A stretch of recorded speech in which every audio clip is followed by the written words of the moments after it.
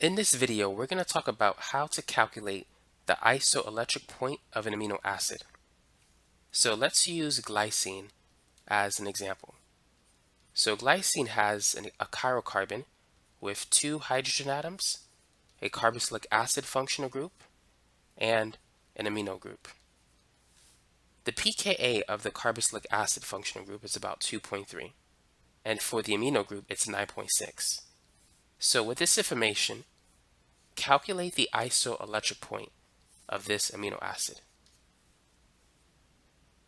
So the first thing we're going to do is create a number line. And we're going to put the pKa values on this number line. Now our next step is to draw the dominant forms of the amino acid in each of these 3 sections of the number line. So at a pH of less than 2.3, the amino acid will be fully protonated. So the amino group will have a positive charge, and the carboxylic acid group is already protonated. So this is going to be the dominant form at a pH that's less than 2.3. Now, when the pH goes past 2.3, the carboxylic acid functional group will lose a hydrogen. So the dominant form will look like this.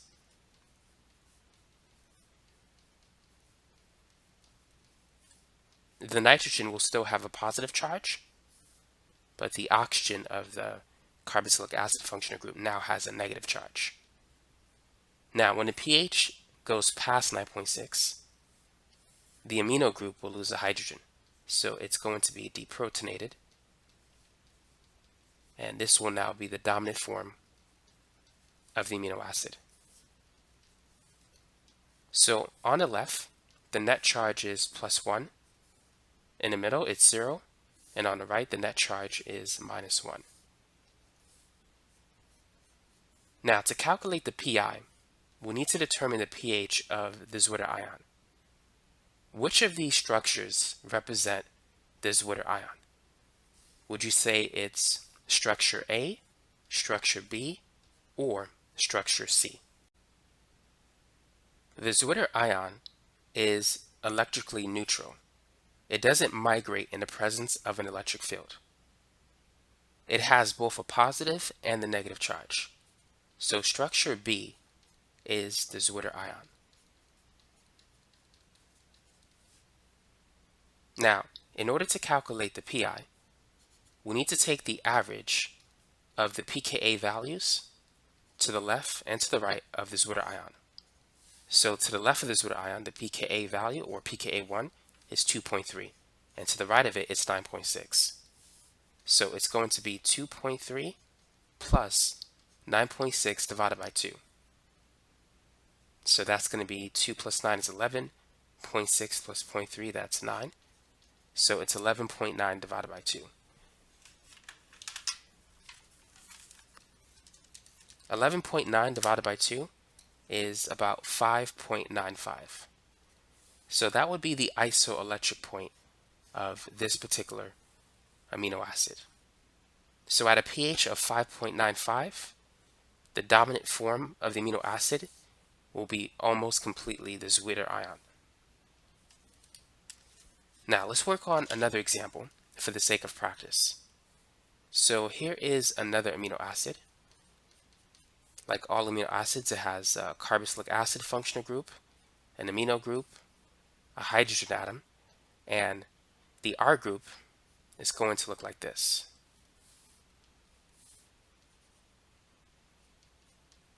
So what type of amino acid do we have? Would you say this is a polar amino acid, nonpolar, acidic, basic, aromatic? This is lysine. And because we have an amino group as the R group, it's going to be a basic amino acid. Now, the pKa values for lysine are 2.18 for the carboxylic acid functional group, 8.95 for the amino group, and 10.5 for the amine on the side chain on the R group. So using these 3 values, go ahead and calculate the isoelectric point of the zwitterion for this amino acid. Feel free to pause the video and work on it. So let's create a number line. And let's put the pKa values. So here this is going to be 2.18. The second pKa value is 8.95. And the third one, 10.5. Now let's draw each of the 4 forms of lysine.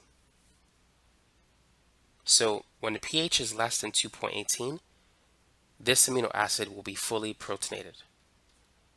Each nitrogen atom will have a positive charge.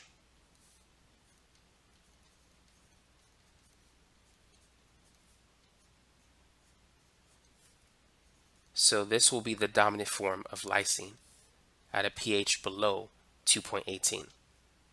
Now, at a pH between 2.18 and 8.95, since we're going past this pKa, the carboxylic acid is going to lose the hydrogen. And so the structure that we're going to get is going to look like this.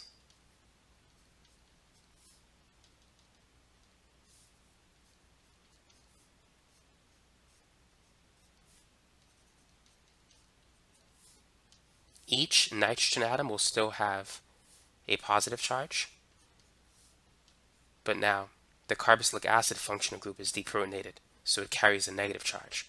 We have a carboxylate group now. Now once we go past a pH of 8.95, the nitrogen group here will lose a proton. So instead of being H3N, it's going to be H2N.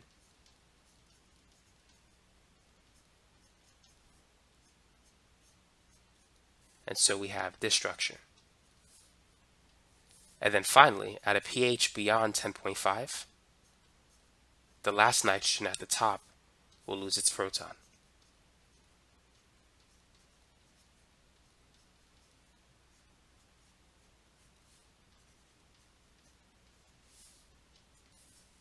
So now we can determine the net charge of the amino acids. So on the left, we can see that the charge is positive 2, because there's a plus and a plus. The next one, it's plus 2 minus 1, so that's positive 1. And it's always going to decrease by 1 from here on.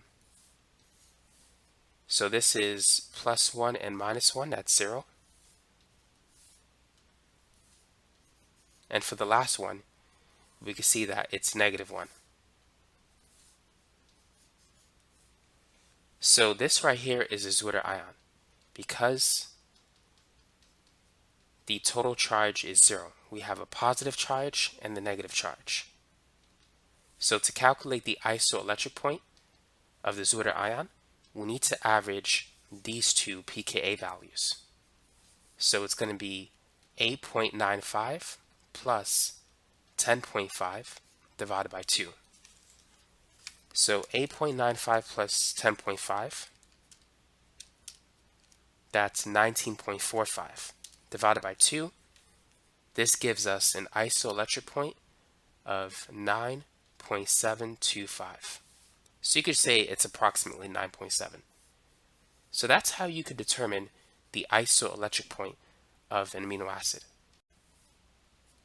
Now, for the sake of practice, let's work on one more example. So the amino acid under consideration is called tyrosine.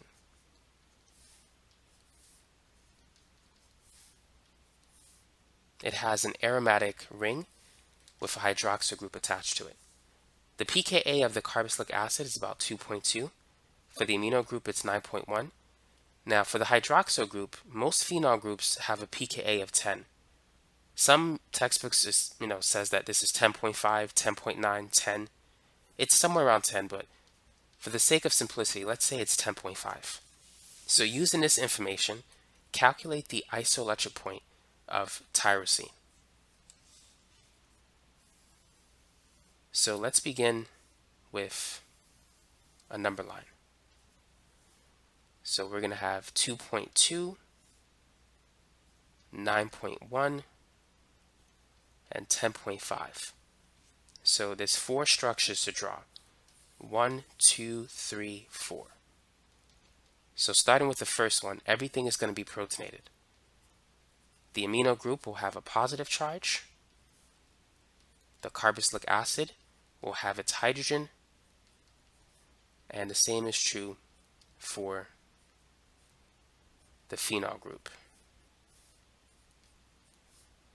So that's going to be the structure at a pH below 2.2. Now once we go past 2.2, the carboxylic acid is going to lose a proton.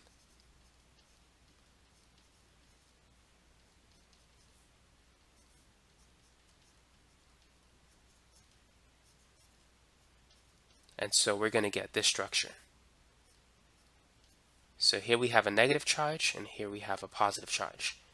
Now past 9.1, the amino group is going to lose a proton. So it's going to be H2N instead of H3N+.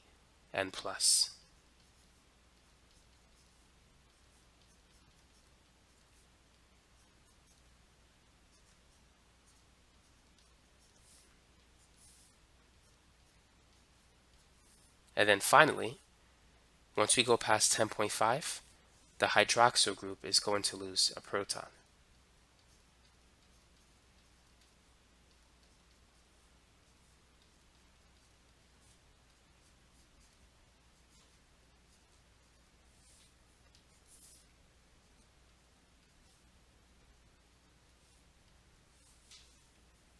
So the total charge is +1 for the first structure, and then it's going to be 0 for the second one, -1 for the third, -2 for the fourth. So it always decreases by 1 from left to right, as you can see. The Zwitterion that we're looking for has a net charge of 0, so this is it. So now that we've identified the Zwitterion, we need to take the average of these two pKa values. So the isoelectric point is going to be 2.2 plus 9.1 divided by 2. So that's 11.3 divided by 2. And that works out to be approximately 5.65. So that would be the isoelectric point of tyrosine. So that's it for this video. Now you know how to calculate the isoelectric point of Zwitterions for amino acids.